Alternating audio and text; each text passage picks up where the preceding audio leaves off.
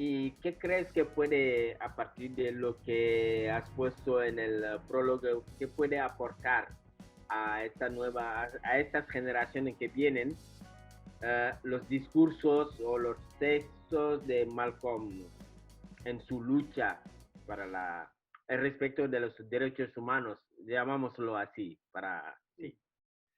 Mira, yo creo que cualquier activista que tenga una mente abierta, que tenga una capacidad de análisis importante y mm, y que realmente esté por la causa, porque también sabemos que hay muchas personas que se suman al activismo, no sabemos muy bien por qué, pero aquellas personas que realmente están por la causa del empoderamiento de la comunidad afro en este caso, o de cualquier comunidad oprimida en el mundo, tienen que aprender de Omowale, sobre todo tienen que aprender su capacidad de evolucionar. Su capacidad de evolucionar. Lamentablemente, el hecho de que le asesinaran siendo tan joven nos ha impedido ver hasta dónde hubiera llegado su evolución, ¿no?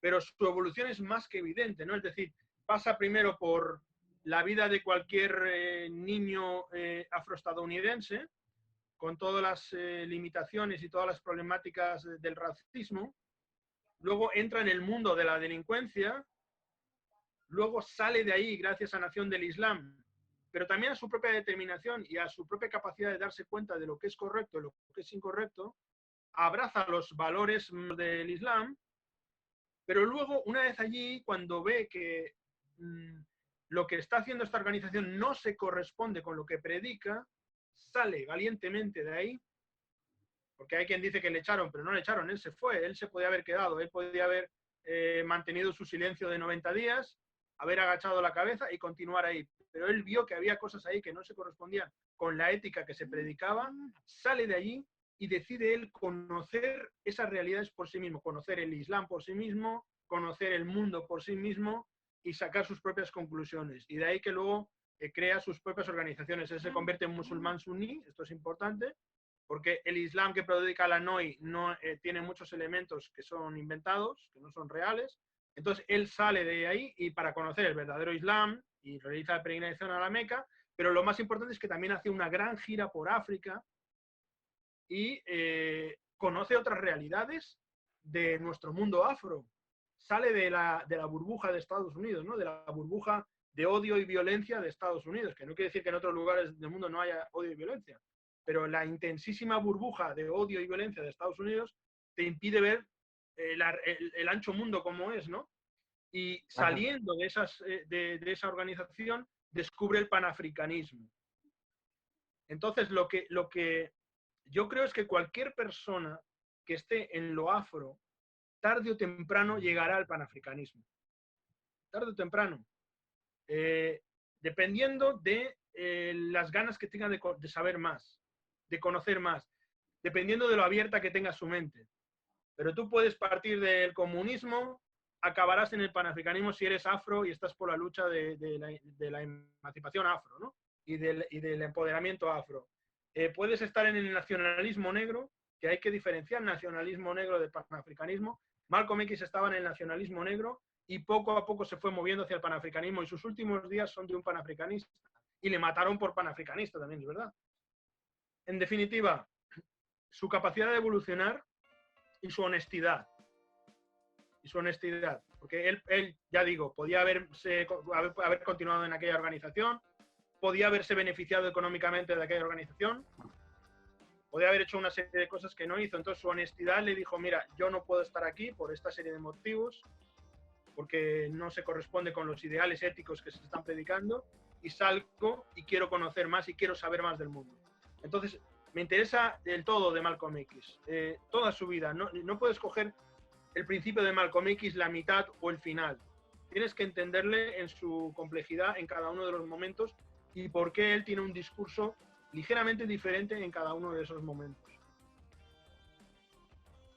Y bueno, después hay más preguntas, pero vengo un poco a la realidad porque aquí en España muchos vemos que lo que mal llamamos la segunda generación o los afroespañoles cada vez más se apuntan a la lucha. Es decir, a veces la realidad nos lleva a salir de nuestro confort y a sumarnos a la lucha. Uh, ¿Qué les recomendaría a estos jóvenes a la hora de leer o de conocer a Malcolm? Mira, es muy importante saber que dentro de nuestros movimientos afro de lucha no todos son iguales, ni todos tienen las mismas motivaciones. Somos un pueblo extenso, un pueblo de pueblos. No sé cuántos millones de personas seremos, no lo sabe nadie, pero mínimo 1.800 millones de personas, entre 1.600 y 1.800 millones de personas en el mundo entero. Y pues, una comunidad humana tan grande, lógicamente, tiene muchas ideologías diferentes. Solamente en África, 1.500, 1.400 millones. Entonces, una comunidad humana tan grande tiene muchas ideologías.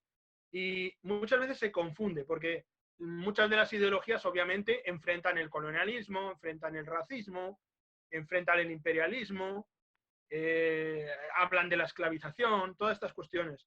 Pero hay ideologías inspiradas por Europa, hay ideologías que reaccionan frente a lo que Europa dice, y hay ideologías netamente africanas que suponen un verdadero peligro para la hegemonía europea y otras que no. Y otras que no. Entonces, ahora mismo la comunidad afro, por ejemplo, en España, los jóvenes, las chicas y los chicos jóvenes, están en diferentes ideologías. Muchos de ellos están muy cercanos a los postulados de la decolonialidad.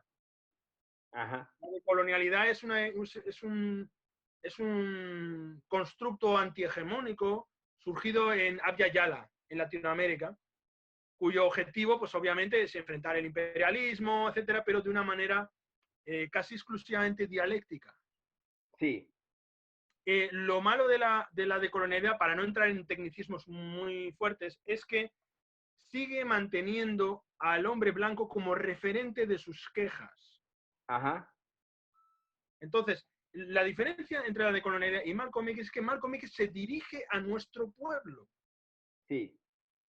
Y no se dirige prácticamente nada al hombre blanco. El hombre blanco le escucha, aterrorizado, y claro que le invita, y le invita a hablar en televisión, etcétera, etcétera, pero en realidad Malcolm X se está dirigiendo al pueblo, porque lo que quiere es empoderar al pueblo. Si el blanco está escuchando o no está escuchando, da igual. Esto no es lo importante. Lo importante es que hay un pueblo afro oprimido y hay que elevar a ese pueblo. Pues ese es el principio del panafricanismo. El principio del panafricanismo es el empoderamiento.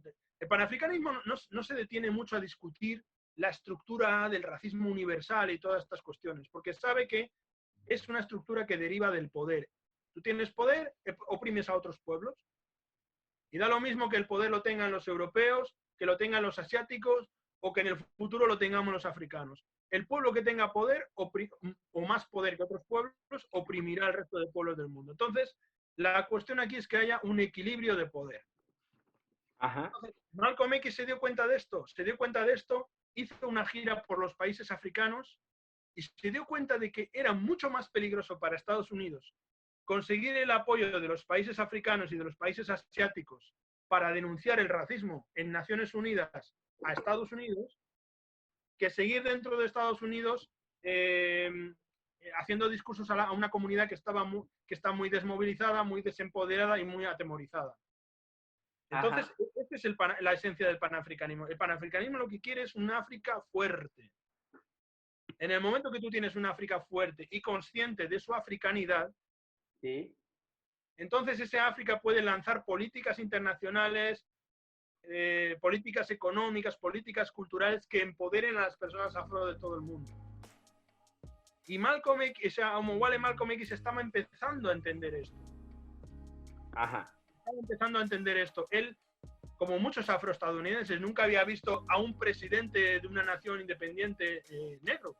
Él nunca había visto esto. Y se da cuenta de que por mucho de que esas naciones africanas que estaban naciendo en ese momento estuviesen todavía colonizadas, eran un poder, en cierto modo eran un contrapoder. Y no solo las naciones africanas, sino también las naciones asiáticas y todo el bloque de países no alineados, ¿no? Entonces, este concepto de cambiar de estrategia y de darse cuenta, porque él fundó la Organización Afroamericana, que ya es una organización panafricanista, fue lo último que fundó, después de haber montado su propia mezquita, él fundó la Organización Afroamericana. Y en la Organización Afroamericana, en el discurso, precisamente el voto a la bala, él ya está diciendo que la cuestión religiosa es personal, es una cuestión personal. Sí. Y que él no quiere que la cuestión religiosa sea motivo de división en la comunidad. Y que lo importante aquí es la política. Por eso dice lo del voto o la bala. Se da cuenta de que la política es la clave. ¿Y la política qué es? Es poder, gestión del poder. Entonces él había hecho ese giro epistemológico para pasar de la comprensión de que no solamente la lucha era una cuestión de cómo la comunidad reaccionaba frente al racismo en Estados Unidos, sino de cómo se organizaban los grandes poderes del mundo, y particularmente Estados Unidos, a la hora de enfrentar el racismo como cualquier otro problema que pueda tener la comunidad afro, ¿no? Entonces, por eso son esos discursos muy importantes, tanto el voto a la bala como el segundo discurso, de ello ya podemos hablar más en detalle luego, si quieres, pero es importante que la juventud sepa que hay estrategias que han logrado, que han obtenido logros muy evidentes. El panafricanismo es una de ellas. El panafricanismo es la principal causa de las independencias africanas. Y mal que bien estos países existen, y mal que bien son nuestros países. Sí. Y mal que bien está en construcción la unidad africana, ¿no? Mientras que otras ideologías como nacionalismo negro, como ahora mismo la de colonialidad, a la que se están acogiendo muchas y muchos, pues están bien. Yo no tengo, o sea, son ideologías hermanas, pero no ofrecen resultados tangibles a los pueblos africanos del mundo. Resultados tangibles significa tomar el poder y tener el mismo poder que las otras naciones que nos están oprimiendo. En el momento que tú tienes el poder, si el racismo, pues es que no tiene nada que ver la estructura racial o racista cuando tú eres el que está abajo, cuando tú eres el que está arriba, o cuando tú eres el que está en igualdad de condiciones. Entonces, ese es el objetivo del panafricanismo. Se acaba con el racismo porque nuestro poder acaba con el racismo, pero no por una graciosa concesión del hombre blanco que diga, bueno, de acuerdo, voy a dejar de oprimiros. No va así. Y hay muchas personas que entran en la dialéctica de la decolonialidad pensando que si apelan al sentido moral de la sociedad imperante y se les señalan sus fallas, y si les señalan sus errores estructurales, y si les señalan sus opresiones dialécticas, al final esa estructura se conmoverá y se convertirá en democrática y nos incluirá a todos.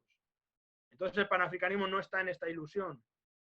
Entonces Omowale se dio cuenta enseguida, en cuanto viajó por África, que se suele hablar de un viaje, pero en realidad hizo 2 viajes, hizo ya uno mientras estaba en Nación del Islam y otro después al salir. Se dio cuenta de que el mundo era muy grande y tenía muchos contrapoderes, ¿no? Y que organizándolos realmente sí podría ser una amenaza para el supremacismo blanco, particularmente en Estados Unidos. Entonces, mi mensaje para la juventud es, por favor, que conozcan el panafricanismo, que no se queden solamente en el discurso, porque la decolonialidad ahora mismo está muy de moda en las universidades, tiene una serie de aparatos dialécticos del lenguaje, etcétera, etcétera, pues que son muy atractivos y parece como que sus ideas se acabaran de inventar, pero la decolonialidad bebe de Frantz Fanon. Es que en España hablar de panafricanismo nos trae un dolor de cabeza.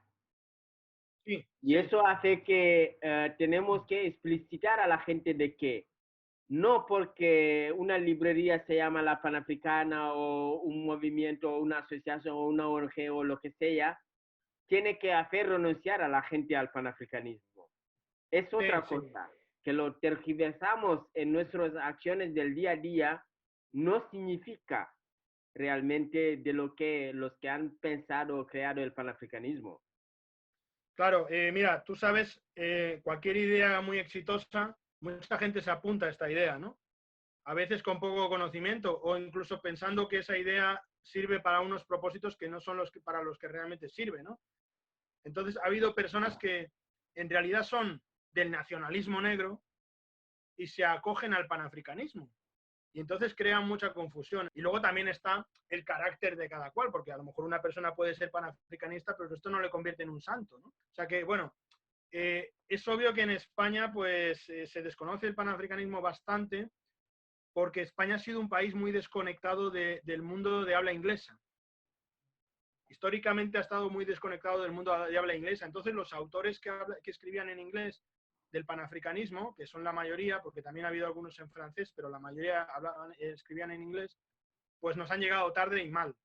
Nos han llegado tarde y mal. Aquí Du Bois no lo conoce prácticamente nadie. A Krumah lo conoce poca gente. Entonces, claro, estos autores pues nos han llegado tarde y esa fragmentación que tenemos en diferentes lenguas dentro de la comunidad, que si los hispanohablantes, que si los francófonos, que si los anglófonos, que si los lusófonos, y cada uno con su esquema sobre cómo debe ser la lucha, pues nos ha desconectado de las luchas más exitosas y no sé, y que yo considero que son a las que al final todo el que sepa y todo el que se investigue y se informe llega, como llegó Omowale en su día. Es decir, Omowale llegó hasta el panafricanismo porque él mismo tuvo la curiosidad de saber cuál era la mejor manera de luchar contra la opresión de los afros en el mundo. Y por eso Sí, es que él llegó al panafricanismo. sí. Entonces, bueno, en España tenemos esta circunstancia particular de determinados grupos que, bueno, yo creo que están defendiendo en realidad nacionalismo negro. Sería mejor que se llamasen nacionalistas negros, no panafricanistas. Pero bueno, ya digo que no quiero entrar en mucho detalle. Lo único que sí quiero invitar a la gente es que conozca el panafricanismo clásico y el panafricanismo contemporáneo que está actualmente pues, en funcionamiento, ¿no? Y que es el que se propone hoy por hoy y es el de las grandes organizaciones panafricanistas clásicas que existen todavía, ¿no? Seguiremos charlando contigo, pero antes, para los que están conectados, si queréis hacer alguna pregunta respecto a Malcolm o al libro o a Antumitu Asille, ya tenéis la oportunidad tanto en Facebook como en Instagram, los que nos están siguiendo en directo. Y bueno, la pregunta del millón, no sé si ya lo sabes o no, pero siempre que se habla de Malcolm, se discute sobre Malcolm, no se acaba antes de preguntar, pero realmente ¿quién le mató? Claro. Y no puedo dejar esta oportunidad para preguntarte a ti también, profesor. Todo indica, o los elementos parecen indicar, que fue una operación de la CIA, pero que los ejecutores materiales fueron miembros de Nación del Islam. Esto es lo que se desprende de los hechos, ¿no? Es decir, las operaciones de inteligencia muchas veces no son directas, muchas veces tienen formas indirectas de trabajar, ¿no? Es decir, fomentan un conflicto, pero no necesariamente se implican directamente en el conflicto, ¿no? Entonces no hace falta que uno de los agentes, una de las 3 personas que mataron a Malcolm X en el Audubon, en la sala donde estaba dando su discurso, haya sido un agente directo de la CIA, no hace falta, o del FBI. Pero sí que sabemos que la CIA tenía interés en la eliminación de Malcolm X, sobre todo porque ya se planteaba como una figura muy peligrosa por el hecho de que él quería denunciar a Estados Unidos en Naciones Unidas. Y ya tenía el apoyo de varios presidentes africanos para hacerlo, para subir al estrado en Naciones Unidas y pedir que se sancionara internacionalmente a Estados Unidos por su trato racista, por sus leyes racistas, por la continuación de la segregación, bien sea por ley o por la práctica, ¿no? Así como se logró eso con Sudáfrica, que tuvo sanciones internacionales, pues antes de que eso fuese así, él ya estaba ideando esto para Estados Unidos. Entonces ahí es cuando realmente se convirtió en un verdadero peligro. Antes, cuando defendía posturas de separatismo negro, pues resultaba peligroso, pero pues porque podía desestabilizar la política interna, pero no resultaba una amenaza realmente, una amenaza para el poder de Estados Unidos. Entonces, no cabe duda que eso se sabrá a la larga, pero Estados Unidos como gobierno, es decir, la CIA, la Central de Inteligencia estadounidense, tenía un interés en su eliminación y crearon un ambiente dentro de Nación del Islam agresivo, propicio a su eliminación. Y esto lo hemos conocido en muchos casos de organizaciones que son muy fácilmente divisibles. Los servicios secretos, por ejemplo, también operan en España. En España los servicios secretos también están para dividir a los movimientos sociales que pueden ser realmente problemáticos, para comprarlos, en definitiva, pues para anularlos de un modo u otro, ¿no? Entonces, en cualquier país es que hay estrategias de servicios secretos que intentan pues que las cosas continúen como están y que nadie suponga una amenaza para el establishment, ¿no? Entonces, en Estados Unidos es conocida esta operación, como también es conocida la operación para destruir a los Panteras Negras a través de las drogas. Como es conocida la introducción de las drogas en España en el País Vasco, por ejemplo, ¿no? Es decir, se trata de operaciones en las que no necesariamente tiene que haber una mano ejecutora directa. A Omowale Malcolm X lo mataron por panafricanista, porque si fuese por ser miembro de Nación del Islam, pues habían matado a cualquier otro miembro de Nación del Islam, al propio Elijah Muhammad. Sí. No mataron a Elijah Muhammad ni mataron a otros miembros de Nación del Islam, mataron a Malcolm X. ¿Por qué? Malcolm X se salió de los esquemas que Estados Unidos más o menos podía manejar y se fue al panafricanismo. Entonces, eso unido a las rivalidades internas dentro de Nación del Islam y bueno, dentro de la comunidad afro en general, pues llevaron a su muerte, ¿no? El documental, el famosísimo documental de Netflix, que la pista de una persona que fue el último brazo ejecutor. Y bueno, en fin, yo no quiero entrar en más polémicas, pero también me gustaría lanzar un mensaje a la comunidad afro de que si escuchan los mensajes de Nación del Islam, de Farrakhan, por ejemplo, que son mensajes aparentemente muy interesantes, que tengan presente que la familia de Malcolm X está muy dolida con ellos, ¿no? Con ellos. Claro. O sea, que Nación del Islam, pues yo puedo decir claramente que no nos representa. Vamos, por mí que podría disolverse, ¿no? Como organización, ¿no?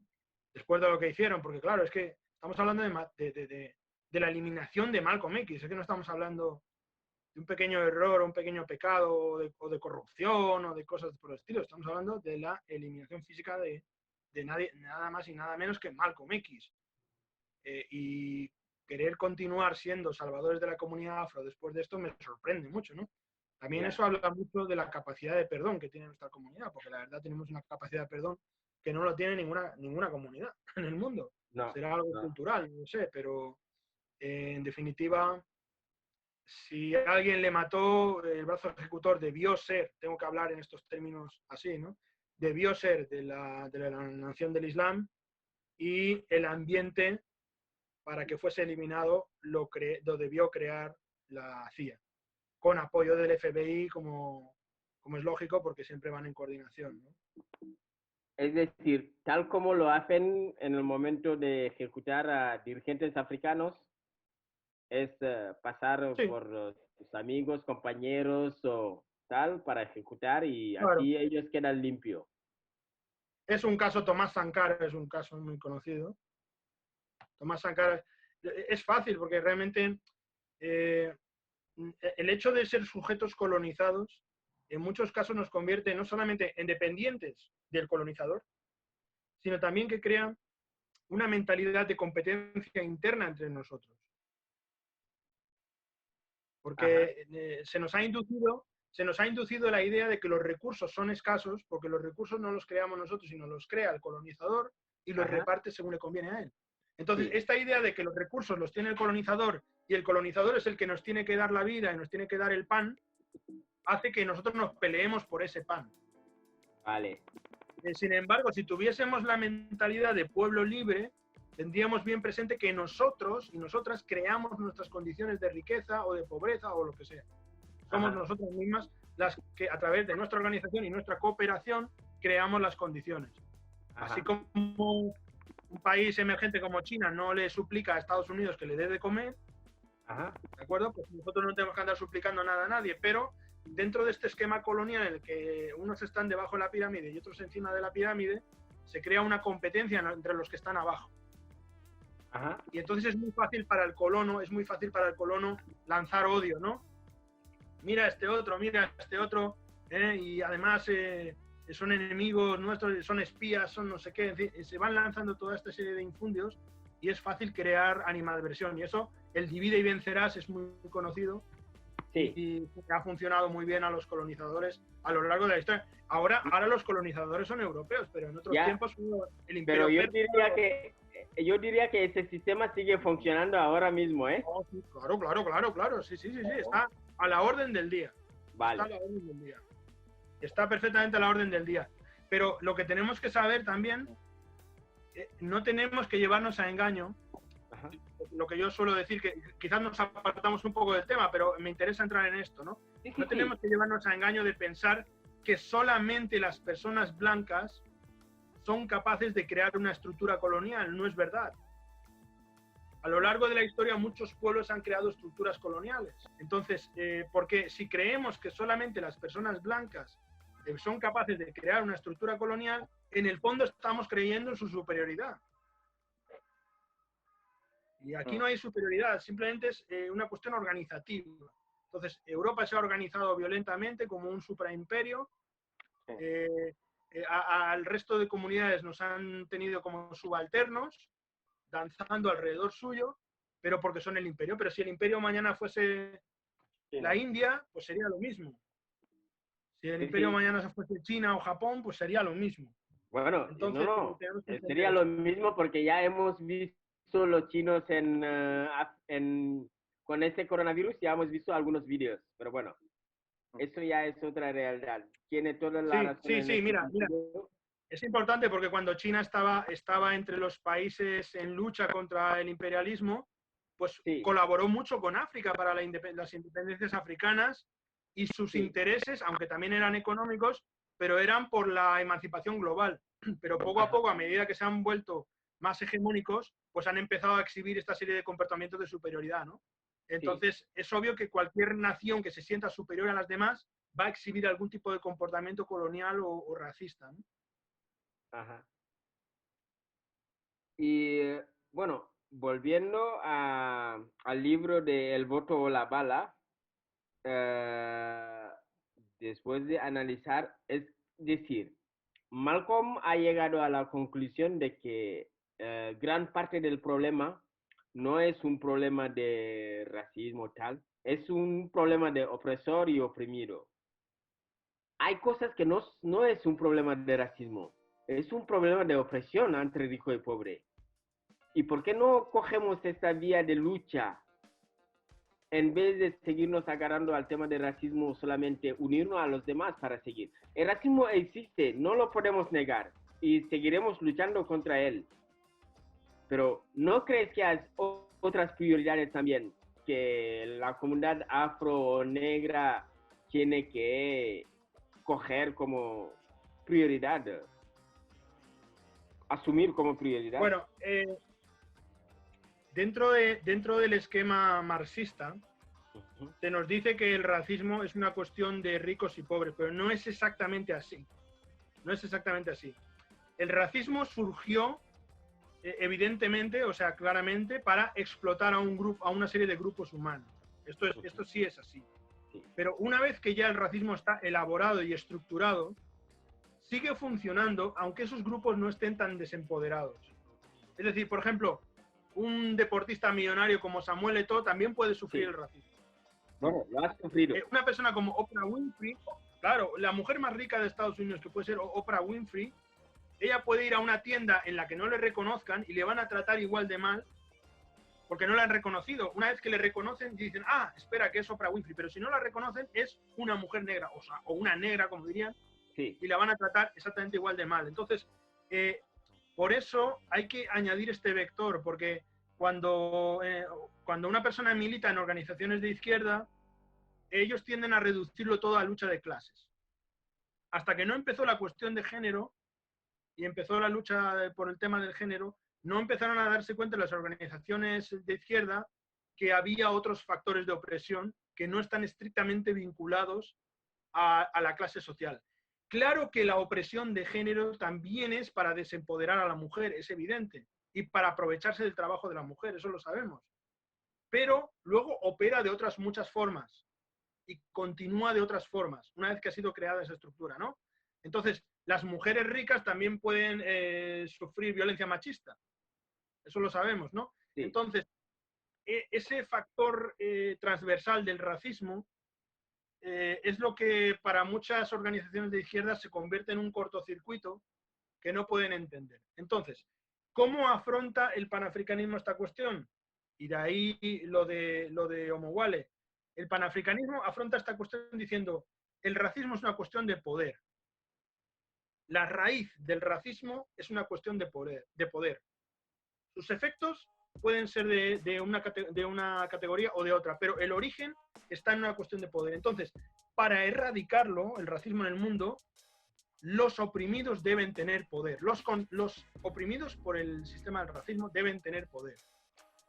Pero colectivamente, no individualmente, que esta es la falacia de la sociedad meritocrática actual, ¿no? La falacia de que si una persona negra tiene éxito, como, no sé, Barack Obama en Estados Unidos, se acabó el racismo. No, no va así. No, no.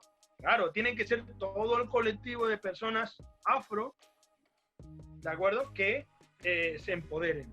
Entonces, ¿cómo te empoderas? Te empoderas a través de la política. Dejémonos de pensar en cosas que no. Históricamente es la política lo que empodera a los pueblos, nada más. Y cuanto más democrática, mejor. Y cuanto más poder directo, mejor. Entonces, a partir del momento que los pueblos se organizan políticamente, es cuando otros pueblos les respetan. Entonces, puede ser que cuando tengamos una África unida, poderosa, fuerte en el escenario internacional, puede ser que todavía queden racistas, pero la gente se va a reír de ellos porque no van a encontrar argumentos para defender su racismo. Mientras que ahora, pues el racismo es una cosa que se autoalimenta, ¿no? Se autoalimenta. Es decir, mira cómo está África, es porque son inferiores. Mira la violencia, es porque tal, es porque cual, etcétera, etcétera. Y entonces se va alimentando. Pero en el momento que se les acaban los argumentos, porque tú tienes poder para que se les acaben, ahí es cuando tú estropeas la estructura del racismo. Pero realmente no hay una dicotomía entre racismo y clase social. Está relacionado, no cabe duda. Pero sí que es verdad que es un factor que en muchos momentos se sale de esta ecuación. Entonces, ese factor, como factor de desempoderamiento, hay que tenerlo en cuenta también. Es decir, si en la época de la esclavización, si te secuestraban, aunque fueses de clase alta en África, ibas a trabajar el algodón igual. Sí. ¿Me explico, no? Entonces, sí. al final ahí, si un policía, eso hace poco se hizo conocido el caso de un profesor estadounidense que no podía entrar en su casa porque la cerradura estaba estropeada y la policía le detuvo. Y es un profesor muy conocido en Estados Unidos, le detuvieron igual. Como no le reconocieron, entra dentro del esquema de negro-blanco, por lo tanto hay que aplicar violencia. Ya está. Vale. Porque para mantener el poder, ¿por qué aplica el hombre blanco en Estados Unidos la violencia? Porque para mantener un poder injusto siempre hay que aplicar la violencia. Sí. Porque un poder injusto sin violencia no funciona. Entonces, por eso la policía es más violenta, por eso la sociedad es más violenta hacia la comunidad negra en Estados Unidos y en otros lugares del mundo, como en Europa también. Lo sabemos por los CIES, lo sabemos por las muertes de Tarajal, lo sabemos por muchas cuestiones, porque es un sistema que es manifiestamente injusto y como es manifiestamente injusto, la gente va a intentar no cumplir con las reglas de ese sistema injusto y entonces para que cumplan se les aplica la violencia, ¿no? Y la violencia preventiva, incluso antes de que no cumplamos ya nos aplican la violencia. Entonces el factor racial tiene importancia. Tiene importancia también en el imaginario cultural. Es para construir esa idea de una Europa democrática, civilizada, pacífica y todas estas cosas que no se corresponden con la historia de Europa, porque Europa es el causante de los dos mayores conflictos en la historia de la humanidad, Pero para mantener esta idea de Europa hay que hacer ver a la gente que los otros son los salvajes, los otros son los incivilizados, los otros son los brutos, los incapaces, y que nosotros somos la vanguardia del mundo. Entonces, ese imaginario cultural se traslada a la idea de raza, es decir, las personas, el hecho de que seamos negros no es la cuestión aquí es que se nos identifica como africanos o afrodescendientes, por el hecho de ser negros. Entonces, por el hecho de ser negros se nos identifica como pertenecientes a ese colectivo humano llamado los africanos, así en general. Los africanos y sus descendientes. Con todo el Pero, imaginario profesor, cultural del salvajismo, de pobreza, de caos y toda esa idea que se ha creado sobre lo que somos, ¿no? Entonces el pero, racismo, por eso digo, tiene muchas otras vertientes más allá de solamente la de clase. profesor, si cogemos esto, hay niños y niñas que han nacido aquí, que han mamado, han educado hasta llegar a la universidad, ser profesionales de aquí. Algunos de ellos sin pisar África. Sí. Tratarles de la misma forma que los africanos que venimos aquí, ¿realmente creen en su sistema? No, yo obviamente considero que este sistema es totalmente injusto y hay que abolirlo cuanto antes. Eso yo estoy explicando, ¿no? Explicando cómo opera el sistema, ¿no? Entonces, obviamente, para mí, el mundo no tiene que estar compartimentado en razas, ni muchísimo menos. Aparte de que la raza es una creación totalmente cultural, ¿no? Quiere decir que una persona puede ser... Hay personas muy oscuras de piel que en el mundo árabe no son considerados negros sino árabes o viceversa, ¿no? O personas muy claras de piel que en África no son consideradas negras y que en Europa son consideradas negras, ¿no?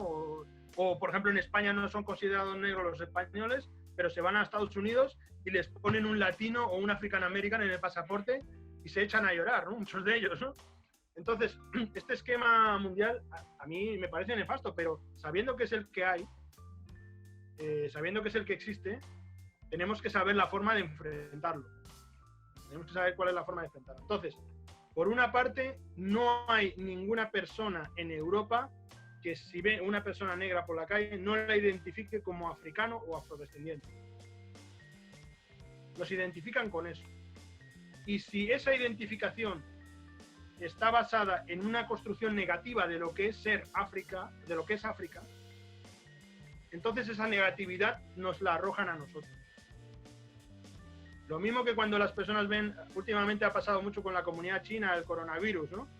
Sí. Hay una, enseguida, todo el mundo piensa que todos los chinos son igual, que todos los chinos piensan igual, que todos los chinos, no sé, están a favor de su gobierno, que todo, en fin, no sé, una serie de fantasías que han surgido en este momento con lo del coronavirus. ¿Por qué? Porque todo el mundo ve a una persona de rasgos asiáticos, le da lo mismo si lleva aquí tres generaciones o 4 generaciones, mal hablando de generaciones, ¿no?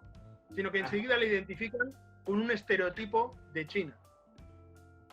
Entonces los panafricanistas no nos hacemos mucha ilusión sobre cambiar esto. Lo que decimos es que queremos una África fuerte, con una buena presencia mundial, con una buena propaganda, de manera que cuando se nos identifique como africanos o afrodescendientes, la gente diga, mira, ahí va un africano o un afrodescendiente, y piensen, cuidado con meterte con él, porque tendrás problemas. Esta es la idea. Es decir, nosotros no aspiramos al amor de la sociedad de acogida, aspiramos a su respeto. Sí. A su respeto, que es lo que aspiraba Omowale Malcolm X, aspiraba al respeto. Él creía en el respeto. Él creía, fíjate, mira, el segundo discurso de Omowale, el segundo que lo... Le voy a dar el título exactamente ahora. Dice, el extremismo en defensa de la libertad es una virtud y la moderación en pos de la justicia es un vicio. Este segundo discurso está basado en las palabras de un candidato republicano en los Estados Unidos. Esa realmente es una frase de un candidato republicano de los Estados Unidos. Sí. Y él lo dice a sabiendas de que va a causar un gran revuelo, porque no es lo mismo que lo diga un afroestadounidense que lo diga un blanco republicano. Republicano, Esa frase, sí, sí. Claro, esa frase era de un candidato republicano, Sí. Barry Goldwater, senador por Arizona, que era el que se enfrentaba en las elecciones a Lyndon B. Johnson en Estados Unidos, ¿no? Y entonces Omowale dice, ahora yo voy a coger esta frase y la voy a decir yo, y verás como todo el mundo me va a insultar y me va a llamar extremista y me va a atacar. ¿Por qué? Porque en palabras de una persona negra, eso no se puede decir. No. Eso no, ¿cómo vas a decir el extremismo en defensa de la libertad es una virtud? Y la moderación en pos de la justicia es un vicio. Pero no es una frase suya. Entonces, él muy inteligentemente utilizaba la dialéctica para hacernos ver que no somos respetados. No. Porque si eso es respetable en una persona blanca, ¿por qué no lo es respetable en una persona negra? La cuestión es que la percepción que existe sobre nosotras y nosotros es la de sujetos pasivos, la de sujetos que no pueden enfrentarse a las injusticias, tienen que ofrecer siempre la otra cara, tenemos que ser más buenos que nadie, tenemos que ser unos santos y unas santas, y la aspiración que tenía Omowale y que tuvo hasta sus últimos días, y la que tiene el panafricanismo, no es la de que se nos quiera. Él no suplicaba que nos quisiera nadie, porque entendía que las relaciones humanas no funcionan así. Te tiene que querer tu familia, tus amigos, el círculo de personas que te admiren o que te conozcan, pero la sociedad en general no te tiene por qué querer. Lo que tiene que hacer la sociedad es respetarte. Y a lo que aspira el panafricanismo es a construir un contrapoder afro que haga que seamos respetados. Entonces, nosotras y nosotros no nos importa que nos identifiquen como africanos, aunque hayan pasado 7 generaciones, 14, 18, no nos importa. Estamos muy orgullosos de eso. ¿Me explico? Lo que no queremos es que eso se convierta en un motivo para que nos falten al respeto, para que nos agredan, para que atenten contra nuestros derechos. Todo el mundo en el continente, pues que tenga un poco de estudios, todo el mundo en el continente americano sabe que las personas blancas no son originarias del continente americano, pero se les respeta. Los blancos estadounidenses, no hay problema en saber de dónde vienen, cuáles son sus orígenes, si son británicos, si son irlandeses, italianos o lo que sea, no hay problema. Sabemos que son todos inmigrantes, pero se les respeta. Y entonces, profesor, para resumir un poco, los negros realmente tendremos respeto en el mundo cuando realmente África se hace respetar. Claro. Pero eso lo veo difícil teniendo los dirigentes que tenemos ahora, porque conozco mucha gente de la sociedad civil, y aquí mismo en España, que si le damos a dirigir un país de África será otra cosa. Sí. Es decir, nuestra lucha no se limita a luchar aquí contra el racismo, contra la discriminación, contra las desigualdades, pero además luchar en África para que los que dirigen esos países sean realmente responsables de que muchas cosas dependen de ellos. De allí el futuro de los jóvenes afrodescendientes, afroeuropeos, afroasiáticos, etc. Claro, pero como hemos sufrido el trauma del colonialismo, sí, tenemos una comprensión de las naciones y del poder que no es exactamente la misma que la que tienen otros pueblos. ¿A qué me refiero? Muchas veces cuando hablas con los compañeros activistas, se quejan de la inmoralidad de nuestros líderes y todo esto. Pero ese no es el problema de África, sinceramente. Mira, el problema de África es que no tenemos los mecanismos para que los líderes inmorales sean depuestos inmediatamente. No digo que sea el sistema perfecto, la democracia parlamentaria para mí es un desastre, tendría que haber otro sistema, pero aquí no es que, por ejemplo, José María Aznar o Mariano Rajoy sean personas perfectas. No. Están las protestas, está el voto, está los sindicatos, está la prensa. Hay una serie de poderes que hacen lo posible para que esos candidatos una vez que llegan al poder, no se crean Dios y hagan lo que les dé la gana.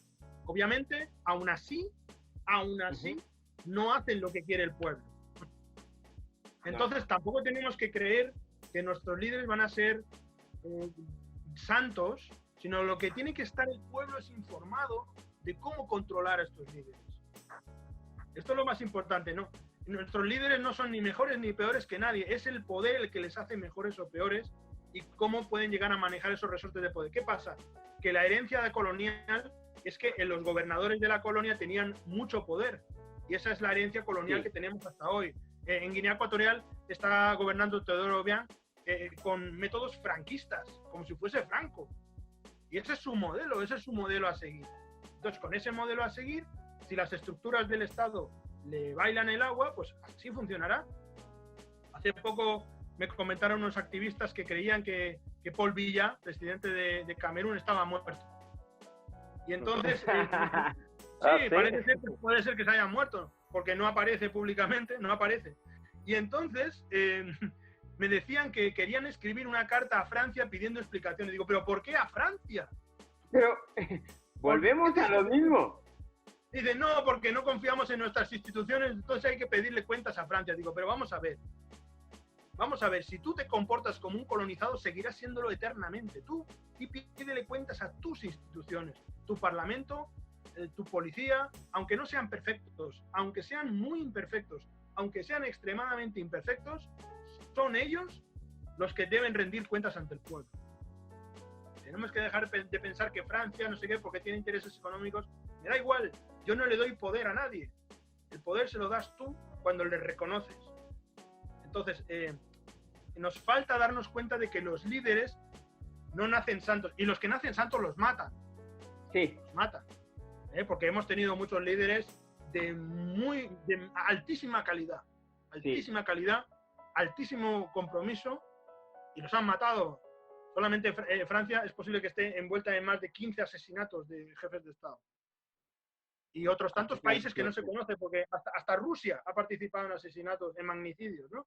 Entonces, ningún líder va a ser perfecto y todos los seres humanos son débiles y sobre todo cuando tienen poder hay muy pocas personas que sepan moderarse y controlarse, ¿no?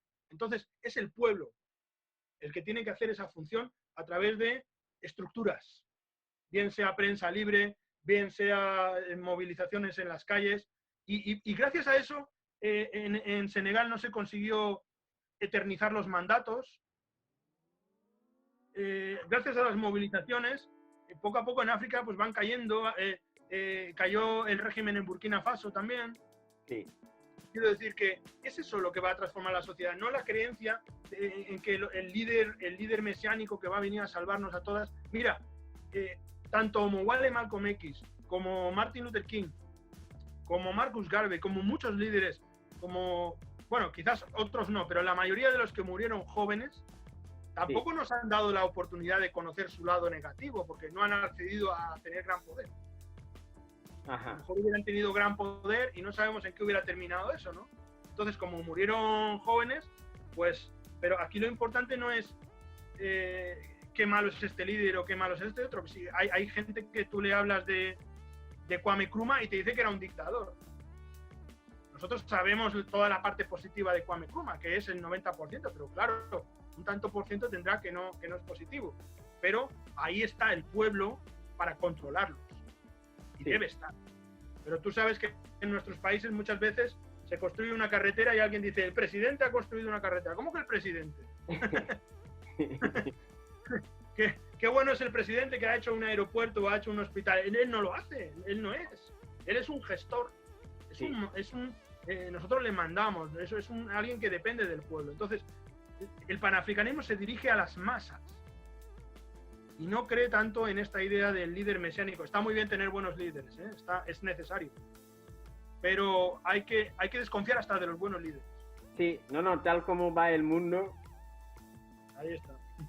Y volviendo un poco, sé que conoces muy bien América Latina y conoces África, pero si miras la realidad, bueno, conoces Europa también, pero si miras la realidad de los africanos o de los afros, Es decir, lo que decían Malcolm X, Martin Luther King, Patrice Lumumba, etcétera, etcétera, sigue encima de los negros o afrodescendientes en el mundo.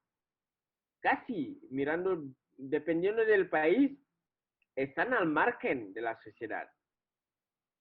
Están la mayoría están en el grupo de los pobres, de los necesitados. De eso la Sí, necesidad de que el pueblo afro o afrodescendiente, su lucha. claro, mira, hay un ejemplo que no me gusta mucho ponerlo porque la gente me puede malinterpretar, ¿no? Pero es el caso de Israel. Sí, El Estado de Israel para mí es un Estado genocida y criminal, ¿no? sí, Pero los judíos en el mundo, a lo largo de cientos de años, han estado perseguidos, se les ha quemado, se les ha asesinado, se les ha echado la culpa de todo lo que pasaba en el mundo. Y hasta que no han tenido un Estado fuerte, todo eso no ha empezado a parar. Entonces, el panafricanismo nos hace entender esto. Es decir, los pueblos desempoderados son los pueblos sin Estado. Por ejemplo, las comunidades romaníes, las comunidades gitanas en el mundo, no tienen un Estado propio. Siempre son sujetos de persecución. Los kurdos, hasta que no han empezado a tener su propio Estado, sujetos de persecución, ¿no? Entonces, tal y como está configurado el mundo, a mí me gustaría un mundo diferente, sin estados, sin fronteras, no sé, todo con gobiernos locales. A mí me gustan más los gobiernos locales que los grandes gobiernos como Rusia, China, todo eso. A mí me gusta más que cada uno le gobierne el alcalde de su ciudad, por ejemplo, ¿no? Me gusta sí, más. sí, Pero no es la realidad. La realidad es que hay un bloque llamado China, un bloque llamado Rusia, otro llamado Unión Europea, otro llamado Estados Unidos. Para enfrentar eso, no tenemos más opción que organizarnos continentalmente. Una vez organizados continentalmente, si África dice a este afrodescendiente no le toques, no se le toca. Porque viene la diplomacia africana y te hace un desastre. ¿Me explico, no? sí, sí, Cuando después de las de la Segunda Guerra Mundial, los judíos se fueron por todo el mundo buscando a los nazis. Entraban en los países ilegalmente con un helicóptero, los secuestraban al nazi y se lo llevaban. Les daba absolutamente igual. No entraban en consideraciones diplomáticas ni nada. Si tenían que no, entrar, entraban en un país, cogían a las personas y se la llevaban. ¿Me explico? sí, sí, sí, Si África tiene un gobierno poderoso, unido, muy consciente de su africanidad y muy consciente de la importancia de la diáspora y de la deuda que tiene también el continente africano con la diáspora. Este es un sí. asunto que debemos hablar internamente, quizás, No, no, pero de no. la deuda histórica tan importante que tiene. Estamos preparando un debate un día sobre este tema, Muy porque bien, creemos muy bien. que nos gusta hablar de lo que nos relaciona con los demás, pero a nivel interno obviamos muchas cosas y Claro, algunos de ellos lo tocaremos aquí. claro, porque mira, el panafricanismo te dice, no importa dónde tú has nacido, si eres afrodescendiente, eres africano igual. Sí, Porque los afrodescendientes que se han tenido que ir, no se han ido porque les apetecía, sino en la mayoría de los casos se han ido por el sistema mundial de norte-sur, la explotación norte-sur, etc. Entonces, son hijos de la diáspora, son tan hijos de África como cualquiera. Ahora tenemos a Mumia Abu Jamal en Estados Unidos en el corredor de la muerte. sí, Tenemos a Assata Shakur exiliada en Cuba. sí. Si hubiese un Estado panafricano fuerte, diría, quiero la extradición de Mumia Abu Jamal, la quiero en África en 24 horas. Y estará allí. Y Estados Unidos se muere de miedo si no lo hace. ¿Me explico? Sí. Porque estamos hablando de un bloque como si fuese China, como si fuese Rusia. No, no, Que nos más. está diciendo, Es que o más, más, o más, o más. porque ¿Qué duda económicamente cabe? O el más. poder que puede aportar a África no lo tiene ni China, ni Europa, ni Rusia, ni Estados Unidos. Claro, claro. Sí.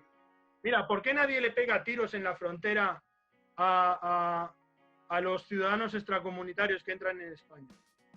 Ah, Que son blancos. no, Por ejemplo, de no, no, Europa del Este. porque te creas un conflicto diplomático impresionante. Impresionante. Aparte de que, claro, no existe esta idea cultural de deshumanización de la persona negra, de que matar a una persona negra no importa porque es casi como un animal. Esta es la idea que hay insertada en la sociedad. Pero aparte de eso, el conflicto diplomático es gordísimo. Sí. Es gordísimo. Entonces tú no te vas... Pero sin embargo, si nos matan a 15 personas en la playa del Tarajal y vienen 2 o 3 presidentes africanos y dicen, no lo volváis a hacer, por favor, pues no tiene consecuencias. No tiene consecuencias, entonces lo pueden volver a hacer todas las veces que quieran. Todas las veces que quieran. Ahora, si hay una África fuerte, unida, diplomáticamente centrada, le dice a España, perdona, esto que estáis haciendo... Mira, no hace falta ni siquiera hablar de cuestiones militares, ni militares. África dice, cierro el grifo del petróleo o juzgas a los guardias civiles que mataron a nuestros ciudadanos. Ya está. Por no hablar que si África estuviese unida y económicamente empoderada, este tipo de migración no existiría. No. Existiría al contrario. Serían los europeos que querrían entrar en el continente africano, como en la película aquella África Paradis. No África si visto, pero eso mismo iba a decir, pero mira. África Paradis. Sí. Lo recomiendo a la gente para que vean. Sí. Mira, no hay ninguna posibilidad de... La gente tiene la ilusión, la falsa ilusión de pensar que pueden disociar el hecho de ser negros al hecho de ser africanos. Ajá. Esto hoy por hoy y en los próximos 300 años es imposible. Hay un claro conocimiento por parte de las personas llamadas blancas. Ajá. De que somos de origen africano. Hay un claro conocimiento de esto. África ya es respetable, por supuesto. Sí. Pero muchas veces nos falta una comunicación eficiente de lo que somos. Muchas veces nos falta... no tenemos un gran medio internacional como Al Jazeera o la BBC o el propio Omowale lo dijo clarísimamente, que son los medios de comunicación los que determinan la creencia de quién es quién y por qué, ¿no? Sí. Entonces, como no tenemos tampoco esos medios de propaganda, que nos está faltando ese marketing, pues también eso está incidiendo en que seamos pueblos oprimidos. Esto no quiere decir que no haya que luchar porque todo el mundo tenga derechos. No estoy hablando de esto. Ajá. Esa vía está bien y hay que seguirla trabajando. Mira, aquí atrás tengo un retrato de Omowale y Martin Luther King. Sí. Que representa precisamente, ellos se vieron en una ocasión, sí. Precisamente para debatir por los derechos civiles en Estados Unidos, para crear una ley por los derechos civiles en Estados Unidos, ¿no? Entonces, ajá, ambas posturas estaban ahí y ambas sí. contribuyeron. Ambas sí. posturas contribuyeron. Ahora bien, desde mi punto de vista, y es el punto de vista de Omowale, aquí se trata de no se trata de hacerse querer, se trata de hacerse respetar. Está muy bien que la gente entienda que el racismo es algo injusto, anticientífico, etcétera, etcétera. Pero lo más importante que tienen que saber es que si tú cometes un acto de racismo suficientemente grave, vas a pagar las consecuencias. Sí. Y esto pues hará que mucha gente se calle y ya está. Sí. Y lo mismo opera para cualquier otra opresión, llámese machismo o lo que sea. Está muy bien apelar a que el hombre respete a la mujer. Las feministas hoy en día se ríen de esto. ¿Cómo que apelar a que el hombre respete a la mujer? Es para morirse de la risa. Yeah. ¿Me explico? No se trata de apelar a que el hombre respete a la mujer. Es que las estructuras sociales deben estar hechas de tal manera que no le quede más remedio, quiera o no. Entonces, me llega una pregunta de Nick Narf Aguirre que dice, bueno, después de muchas cosas que ha dicho, quiere nombre de libros o de películas que le puede acercar a la vida o realidad de Malcolm. Bueno, primero hay que leer su autobiografía. Eso es imprescindible, hay que leer su autobiografía, sí o sí. Luego hay que leer sus discursos y recomiendo, por lo tanto, el libro que estamos aquí promocionando. Ajá. Porque además estos dos discursos, el voto o la bala y el segundo, estos dos discursos son los más elaborados de Omowale, son los de su última etapa, cuando ella tiene muchas ideas muy elaboradas y son discursos de pensamiento muy independiente. que no es tanto como los discursos de la Nación del Islam, que él estaba más sujeto a las normas y las ideologías propias de la Nación del Islam, ¿no? Sino que en estos discursos es él mismo que habla por su propia boca y con sus propias ideas, independientemente de lo que pueda pensar nadie, ¿no? Luego, pues hay otras ediciones de los discursos de Malcolm X, como Malcolm X habla, eso es otro libro. Luego, El factor Judas de Carl Evans. Ajá. Factor Judas de Carl Evans es uno de los libros que explica el complot en torno al asesinato de Homo Wallen, ¿no?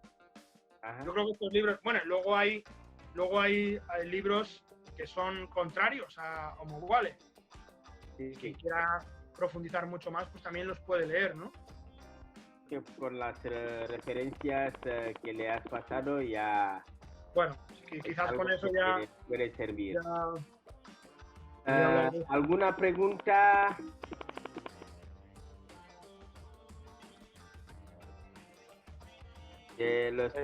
Carlos, ¿quieres preguntar algo?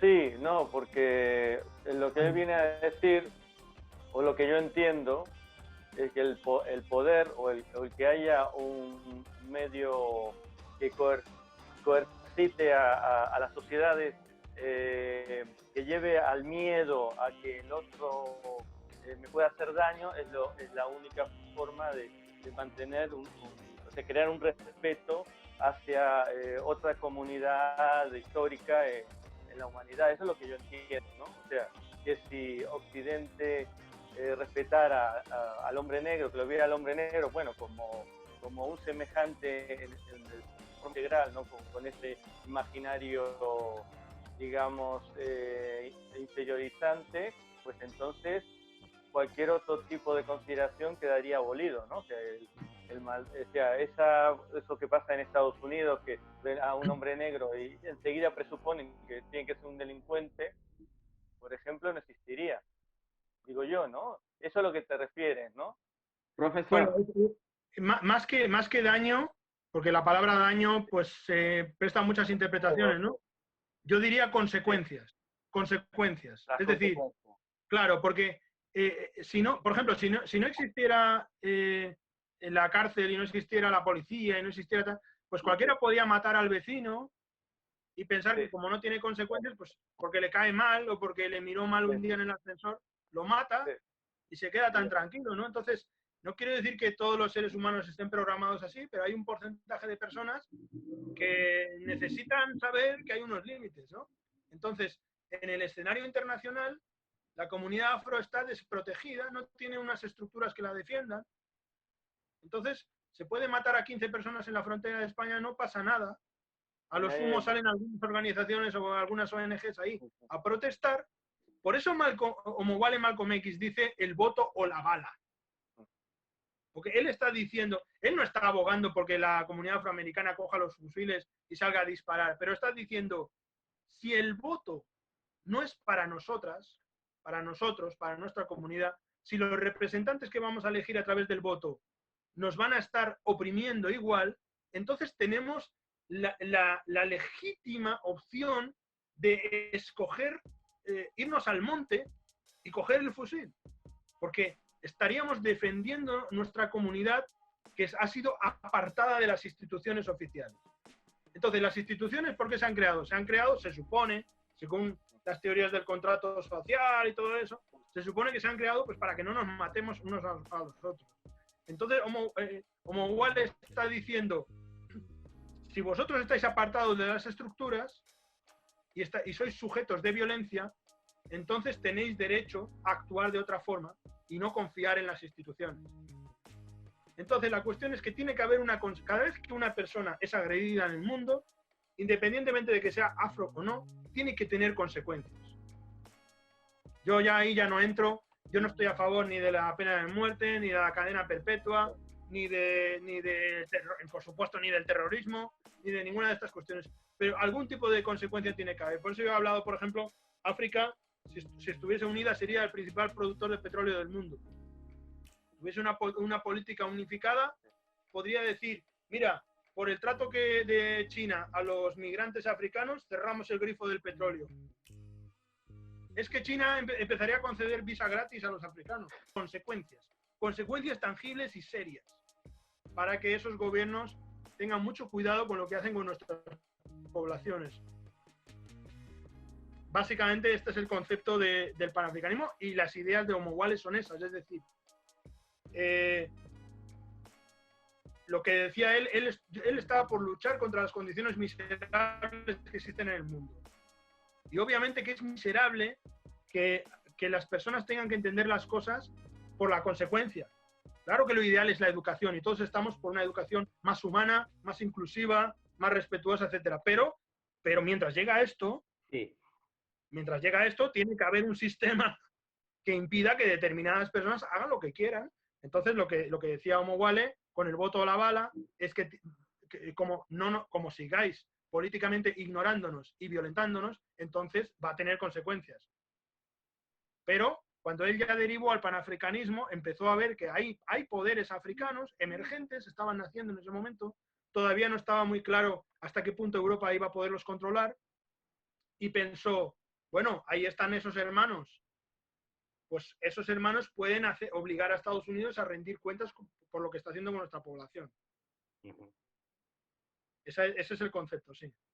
Y bueno, pero no sabía que de otra parte estos hermanos, la CIA y otros servicios intentaban liquidar a todo lo que pretendía salirse del sistema. Ah, claro, claro. Todos los poderes del mundo se mantienen Sí. por estrategias diversas, ¿no? Sí, sí, sí. Entonces tú, por ejemplo, la esclavización de nuestras hermanas y hermanos, eso no se pudo mantener sin servicios secretos dentro de las plantaciones. Sí. Dentro de las No. plantaciones había chivatos. Sí, sí, sí. Entonces, Y lo mismo algunos de ellos, los propios hermanos. Claro, claro, sí, sí. Hoy en día, por ejemplo, en España, la policía tiene confidentes africanos. Sí. Eso lo sabemos. Sí, sí. Y no solamente la policía, el CNI, que es el Servicio de Inteligencia del Ejército, o sea, del Gobierno, el Servicio de Inteligencia, Centro Nacional de Inteligencia, tiene gente infiltrada en la comunidad, y la mayoría de ellos son afros. Sí, sí. No son tontos, no van a dar el cante, ¿no? Como se suele decir vulgarmente, ¿no? Entonces ellos meten a gente de nuestra comunidad que bueno, que por las circunstancias económicas o lo que sea, o ideológicas también, pues somos fácilmente, en muchos casos, fácilmente captables, ¿no? Por estos servicios, ¿no? Que sirven a determinados intereses, ¿no? Entonces, esa estructura en el mundo existe, en Naciones Unidas existen países lacayos, existen países que resisten. Por ejemplo, Venezuela es un país que resiste, y ya ves todas las consecuencias que tiene. Claro, ya ves todas las consecuencias que tiene eso. Sí. Y hablando como lo que tú comentabas, que no tenías ni líder y tal, pero yo desearía que África tuviera algunos líderes que dijeran no a Occidente en algún momento. Pero a día de hoy no tenemos ninguno. Los matan. En 53 países no hay uno que pueda decir, no es justo. No, sí, sí los hay. No, ahora mismo en Etiopía, por ejemplo, el presidente de Etiopía, en Namibia, en Sudáfrica ha habido algunos líderes que... pero ¿qué pasa? Mira, los últimos acontecimientos, por ejemplo, lo que pasó en Costa de Marfil. Sí. Con Laurent Gbagbo. Sí. Laurent Gbagbo tampoco era perfecto, pero desde luego era mucho mejor que la inmensa mayoría de presidentes que hemos tenido en África. Pues ¿qué han hecho? Han hecho un golpe de Estado, lo han quitado de en medio, han hecho una guerra civil. Ahora tú te pones a hablar de Laurent Gbagbo y tienes la mitad de Costa de Marfil hablando en contra y la mitad hablando a favor. Saben manipular la población también. Muchas veces nuestros líderes tampoco les apreciamos como debiéramos. No. Yo digo que hay que ser crítico, pero a veces también nos pasamos de críticos, y muchas veces, pues, por ejemplo, Kwame Nkrumah, ahora mismo le tenemos como el gran líder del panafricanismo y como un gran presidente, pero en su época tuvo muchísimos detractores que no entendían lo que él estaba haciendo ni querían entenderlo, y que seguían los dictados de Europa. Entonces, también hay que hacer concienciación a la población. Sí. Mira, tenemos dictadores, algunos de los dictadores que tenemos, Sí. hay gente que está llevando iniciativas pidiendo a Francia o a España o a Estados Unidos que nos quite el dictador de encima, pero vamos a ver esto qué es. Esto es peor que tener el dictador. Son los africanos que dicen que están luchando, pero no son conscientes de lo que realmente quieren. Claro, entonces ahí es cuando tenemos que saber que necesitamos una concienciación popular. Sí. Concienciación popular para que si nuestros líderes no son buenos, los quitemos. Nosotras, el pueblo tiene que hacer a sus líderes buenos. Es el pueblo que tiene que hacer a sus líderes buenos. Bueno, profesor, muchísimas gracias. Pero antes de cerrar esta charla, creo que tenemos también, supongo que lo conoces, al profesor Chucho García de Caracas, que se ha conectado también a seguir la charla. Así que aprovechamos para saludarle y que próximamente en los próximos meses tendremos ocasión de hablar con él también. Sí, sí. Realmente, profesor Antumi, muchísimas gracias por esta aportación que nos has hecho hoy en torno a la vida y a la obra de Malcolm. Los que quieren saber más, os recomiendo tener el libro El voto o la bala de Malcolm X. Lleva el prólogo de Antumi Tuasille. Yo he leído un fragmento solamente, pero el resto, para saberlo, tenéis que tener el libro a mano. Y me comentaréis por qué después. Profesor, muchísimas gracias. Gracias a vosotros. Un fuerte Carlos, saludo. y a los demás que nos estáis siguiendo, muchísimas gracias. Nos vemos pronto. Gracias. Hasta luego. Hasta luego. Hasta luego. Hasta luego. Gracias.